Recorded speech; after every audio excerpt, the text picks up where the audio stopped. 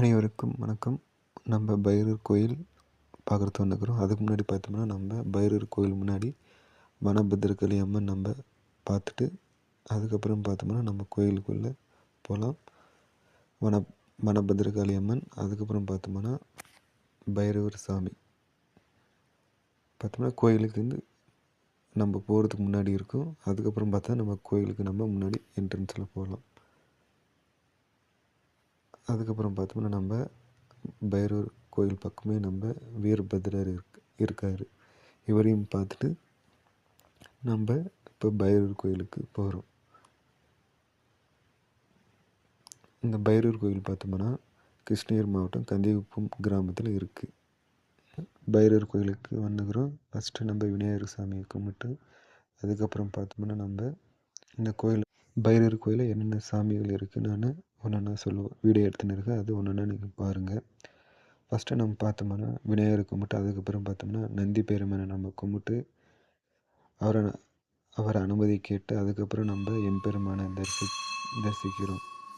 நம்ம எந்த சிவன் கோயிலுக்கு போனாலும் ஃபஸ்ட்டு நம்ம நந்தி பெருமானை கும்பிட்டு அதுக்கப்புறம் தான் நம்ம எம்பெருமானை கும்பிடணும். ஓம் நம சிவாய போற்றி, ஓம் நம சிவாய போற்றி, ஓம் நம சிவாய போற்றி. அதுக்கப்புறம் பார்த்தோம்னா கோயிலுக்கு உள்ளே நம்ம படிகலிங்கம் பார்க்கலாம். படிகலிங்கம் என்று பார்த்து நம்மளே பாலாபிஷேகம் வந்து நம்ம கையாலே நம்ம பண்ணலாம். இதை நீங்கள் வந்து பார்க்கலாம். அதுக்கப்புறம் பார்த்தோம்னா பைரவி அம்மா பார்த்து நம்ம தரிசிக்கலாம். இந்த கோயில் வந்து கண்டிப்பாக உங்களுக்கு வந்து ரொம்ப பிடிக்கும். ஏன்னா அவ்வளோ அமைதி, அவ்வளோ பாசிட்டிவ் எனர்ஜி நம்மளுக்கு கிடைக்கும். நானும் இந்த கோயிலுக்கு 3 வருஷமாக வரேன். ரொம்ப சக்தி வாய்ந்த கோயிலுங்க. நீங்களும் பார்த்து தரிசிங்க. அதுக்கப்புறம் பார்த்தோம்னா நம்ம பைரவர் சாமி, அதுக்கப்புறம் பார்த்தோம்னா எம்பெருமான் பார்வதி அம்மாள், அதுக்கப்புறம் பார்த்தா விநாயகர் கோயில் சென்ட்ரல். இது பார்க்குறதுக்கே ரொம்ப அழகாக இருக்கும். அதுக்கப்புறம் பார்த்தோம்னா நம்ம சனீஸ்வரன் சாமி அவர் பார்த்தோம்னா கோயில் பின்னாடி அப்படி சனீஸ்வரன் சாமிக்கு வந்து ரொம்ப அழகாக வந்து சிம்பிளாக கோயில் கட்டிக்கிறாங்க. பார்க்கவே ரொம்ப அழகாக இருக்குது. அதுக்கப்புறம் பார்த்தோம்னா சண்டிகேஸ்வரர் நம்ம எம்பெருமான் பக்கத்திலே இருக்கார். அதுக்கப்புறம் பார்த்தா நம்ம முருகப்பெருமான், அவர் பார்க்குறதுக்கு ரொம்ப அழகாக இருக்கார். நீங்களே பாருங்கள் எப்படி இருக்காருன்னு. இந்த கோயிலில் பார்த்தோம்னா ஒவ்வொரு சிலையும் ரொம்ப அழகாக இருக்கும். அதுக்கப்புறம் பார்த்தோம்னா நம்ம பைரவர்